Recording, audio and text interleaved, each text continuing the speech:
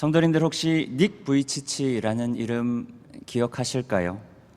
날 때부터 팔과 다리가 없고 허벅지 한쪽에 발가락만 2개 달린 채로 태어난 장애인입니다. 그럼에도 많은 사람들에게 감동을 준 사람이기도 한데요. 닉 부이치치도 원래는 그 삶 자체로 희망보다는 절망이 가득한 삶을 살았습니다.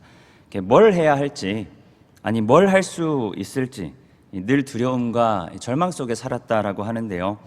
8살 때 죽고 싶다는 생각을 하기도 하고, 그리고 자살 시도도 3번이나 했다고 합니다. 그런데 그런 닉 부이치치도 하나님을 만나고 나서 삶의 태도가 달라졌습니다. 다이빙을 하기도 하고요, 보드를 타고 서핑도 하고, 공도 차고, 신디사이저로 드럼까지 연주합니다. 스스로 가치 없다 여기는 삶에서 가치 있는 삶으로 변화되었습니다. 이 말은 가치를 보는 눈을 갖게 되었다라는 말이기도 합니다. 닉 부이치치가 이런 삶을 살게 된 데에는 부모님의 노력이 컸는데요. 아버지가 이런 말씀을 하셨더라고요. 나는 닉에게 어떤 미래가 있고 어떤 삶을 살게 될지 상상해 보려고 노력했다. 나는 닉이 좋은 삶을 살아가게 될 것이라고 생각한다. 아무것도 할 수 없을 줄 알았던 닉 부이치치가 많은 사람들에게 감동을 주는 삶을 살 수 있었던 원동력은 바로 상상력이라는 것입니다. 어쩌면 오늘날 많은 사람들의 삶이 이토록 힘들기만 한 이유가 상상력을 잃어버렸기 때문이 아닐지 모릅니다. 어쩌면 오늘날 많은 그리스도인들의 삶이 소망보다는 절망으로 가득 찬 이유도 신앙의 상상력을 잃어버렸기 때문인지도 모릅니다.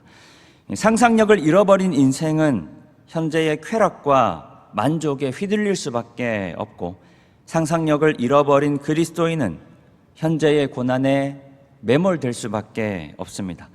지금은 이 땅을 버타며 살아가고 있지만 언젠가 마주할 하나님의 뜻, 하나님의 일하심, 하나님 나라에 대한 상상력을 우리는 회복해야 합니다. 오늘 본문은 인생의 상상력, 믿음의 상상력을 잃어버린 이들을 소개합니다. 본문 1절과 2절 말씀 함께 읽습니다. 디베리오 황제가 통치한 지 15해 곧 본디오 빌라도가 유대의 총독으로, 헤롯이 갈릴리의 분봉왕으로, 그 동생 빌립이 이두레와 드라고니 지방의 분봉왕으로, 루사니아가 아빌레네의 분봉왕으로, 안나스와 가야바가 대제사장으로 있을 때에 하나님의 말씀이 빈들에서 사가랴의 아들 요한에게 임한지라. 당시 유대 사회에 영향력이 있었던 인물들인데요. 로마 황제 디베리오, 유대의 총독 빌라도, 갈릴리 분봉왕 헤롯, 옆 동네 이두레와 드라고닛 분봉왕 헤롯 빌립, 그 옆 동네 아빌레네의 분봉왕 루사니아, 그리고 대제사장 안나스와 가야바, 모두가 다 유력하고 또 유능하고 영향력 있는 인물입니다. 그리고 동시에 모두가 다 로마의 권력을 신봉하는 사람들입니다. 특히나 안나스와 가야바는 이스라엘 민족의 종교 지도자인데요, 하나님의 백성들이 얼마나 무너져 있는가를 잘 보여줍니다. 이방인들도 유대인들도 하나님을 신으로 인정하지 않는 사람들에서부터 하나님의 백성이라 일컫는 사람, 심지어 대제사장까지도 로마 권력에 굴복한 시대입니다. 표면적으로는 하나님을 신으로 여긴다고 하지만 열심히 예배도 하고 찬양도 하지만 실제로는 세상 권력, 세상의 편의, 세상 부귀를 더 섬기는 시대입니다. 하나님 말씀대로 살아가기보다 매체나 세상 사람들 이야기에 현혹되어 복음의 가치, 복음의 능력을 전부 잃어버린 시대입니다. 그때 하나님 말씀이 빈들에서 사가랴의 아들 요한에게 임한지라. 누가복음 1장 5절과 6절 말씀 함께 읽습니다. 유대왕 헤롯 때에 아비야 반열에 제사장 한 사람이 있었으니 이름은 사가랴요, 그의 아내는 아론의 자손이니 이름은 엘리사벳이라. 이 두 사람이 하나님 앞에 의인이니 주의 모든 계명과 규례대로 흠이 없이 행하더라. 요한은 아비야 반열의 제사장 집안 출신입니다. 그의 아버지 사가랴와 어머니 엘리사벳은 주의 모든 계명을 규례대로 흠이 없이 행하기 위해서 부단히 노력했던 사람들입니다. 그 어떤 사람도 하나님 말씀 앞에 바로 서기보다 로마의 권력에 빌붙으려 하는 시대 가운데 어떻게든 하나님 말씀 앞에 바로 서기 위해서 열심히 애썼던 사람입니다. 사가랴 이름의 뜻이 여호와께서 기억하신다인데요, 예수 그리스도를 따름으로 세상 가운데서 하나님의 방법을 좇아 살아가는 자들을 여호와께서 기억하신다. 섬기는 사람보다 섬김받고 싶은 사람들 넘쳐나는 이 시대 가운데 기꺼이 부르심 따라 섬기는 자들을 하나님께서 기억하신다. 그 믿음으로 사가랴는 신앙의 정절을 지켰고요, 요한 또한 아버지의 올곧은 신앙을 잘 전수받았습니다.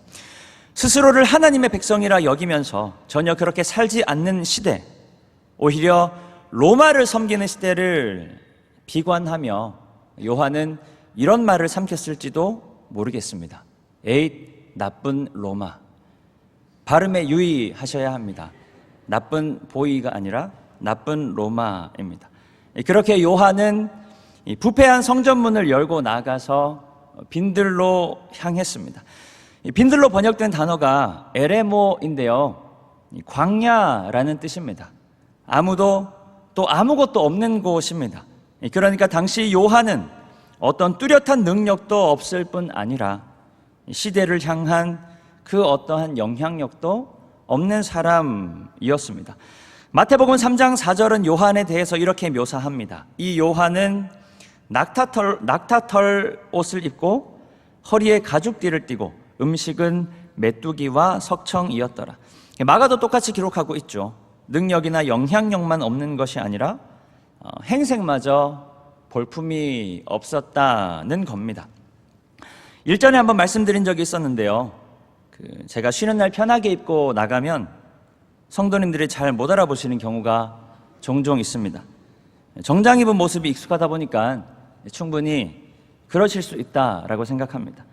그런데 얼마 전에 충격적인 일이 있었습니다. 보통 반바지에 반팔티, 그리고 제가 모자를 자주 쓰고 다니는데요, 교회를 지나 골목을 걸어가는데 앞에 집사님 한 분이 마주 걸어오고 계셨습니다. 길에서 만나면 또 반갑잖아요. 그런데 왠지 못 알아보실 것 같아서 모자를 살짝 벗으면서 집사님을 쳐다보면서 집사님께로 향했습니다. 그런데 계속 가다 보니까 계속 못 알아보시니까 점점 더 쳐다보면서 가까이 가게 되는 거예요. 그렇게 저를 빤히 쳐다보시던 집사님께서 이렇게 말씀하시는 겁니다. 뭐요?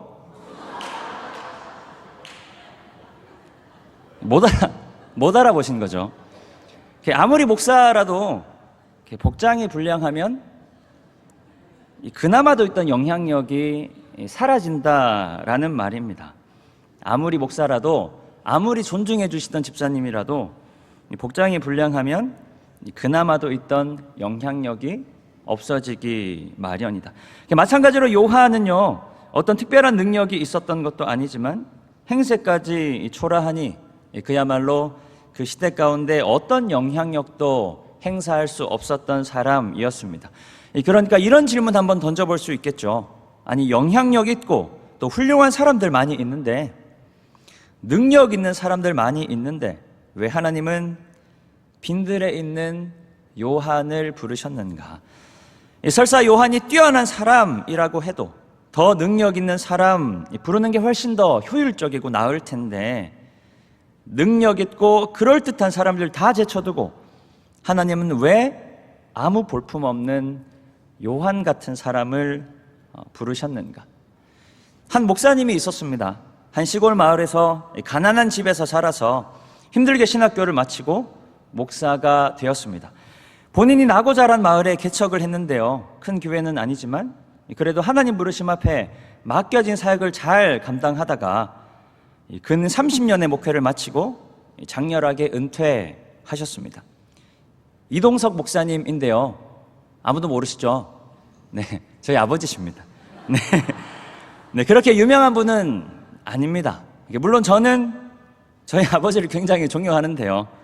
목회도 잘 감당하시고 강의도 그래도 여러 차례 다니시고 굉장히 훌륭한 분이라고 저는 생각합니다. 굉장히 존경하지만 솔직히 저희 아버지보다 유능하고 유력하신 분들, 훨씬 영향력 있는 분들 많이 계시거든요. 그러니까 그런 이야기입니다.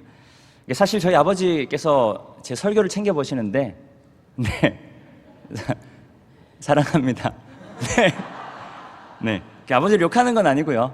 네, 존경하니까. 그리고 어머니도 같이 보시는데요. 어머니도 제가 많이 사랑합니다.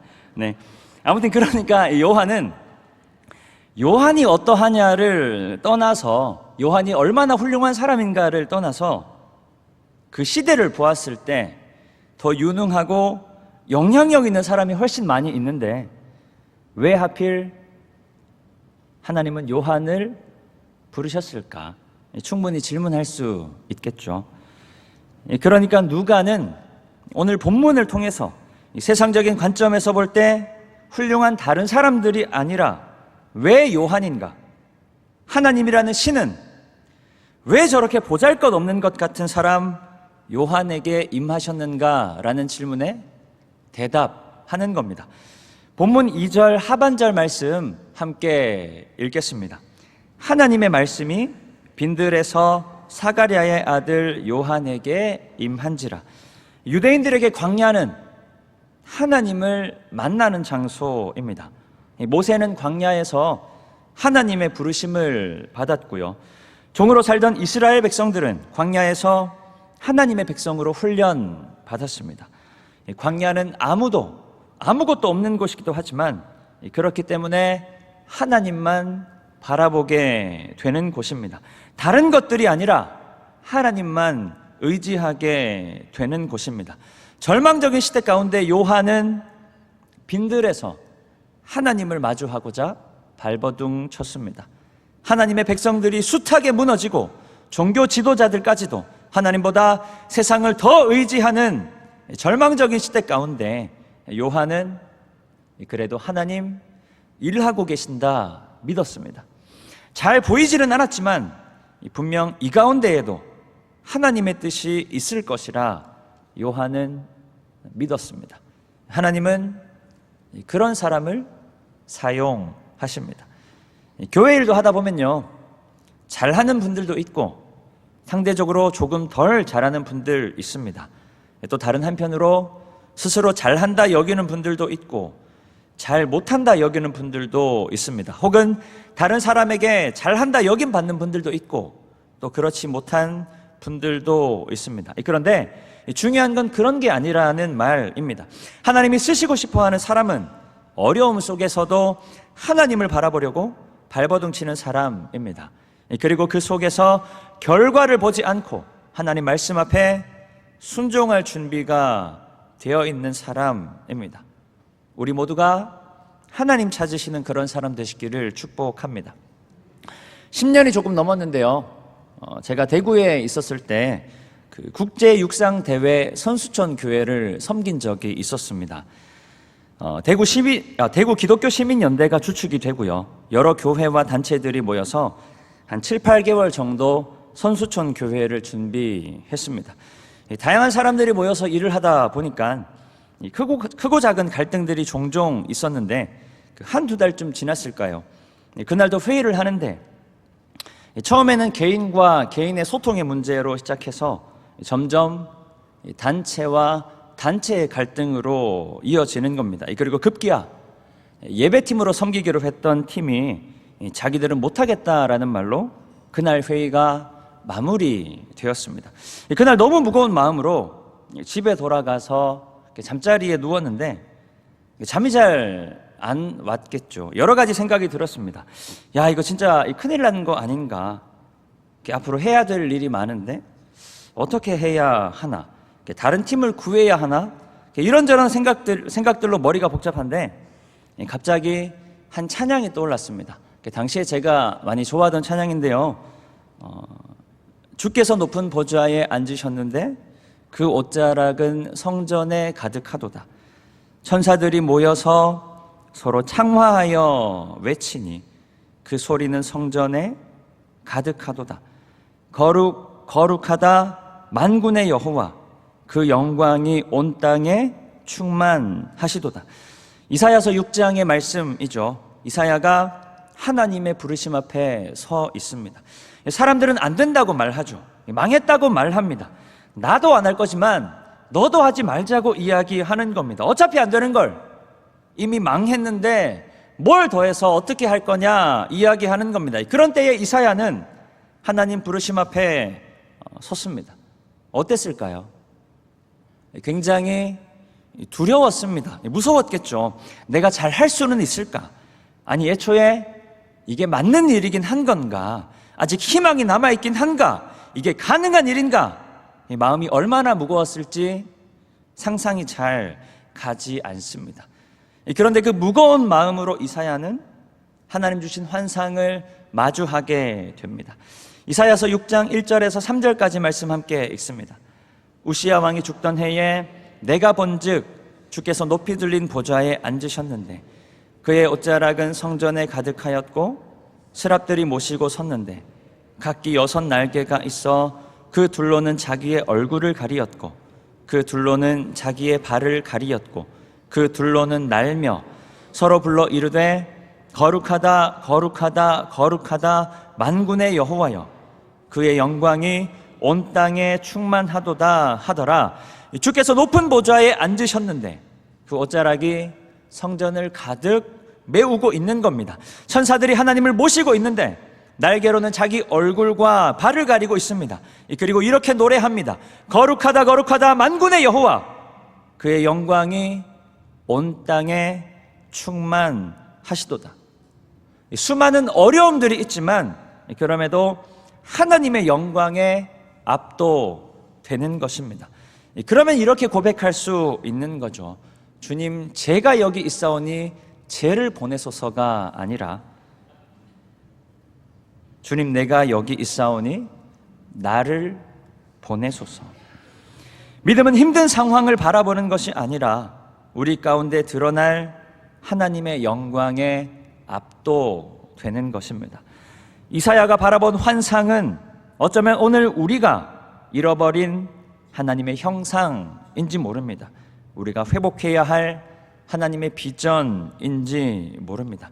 중요한 것은 하나님의 비전에 동참할 사람을 하나님은 찾고 계신다는 것입니다. 잘난 사람, 돈 많은 사람 쓰시는 게 아니라 하나님의 영광을 바라볼 줄 아는 사람, 다른 것에 집중하지 않고 하나님의 영광을 바라보고 기대하고자 애쓰는 사람을 찾으십니다. 어쩌면 지금 당장은 나는 그런 그릇이 아니라 생각될 수도 있습니다. 그렇다면 포기할 것이 아니라 준비해야 합니다. 그것에 안주할 것이 아니라 다시 광야로 나아가 하나님을 바라보아야 합니다.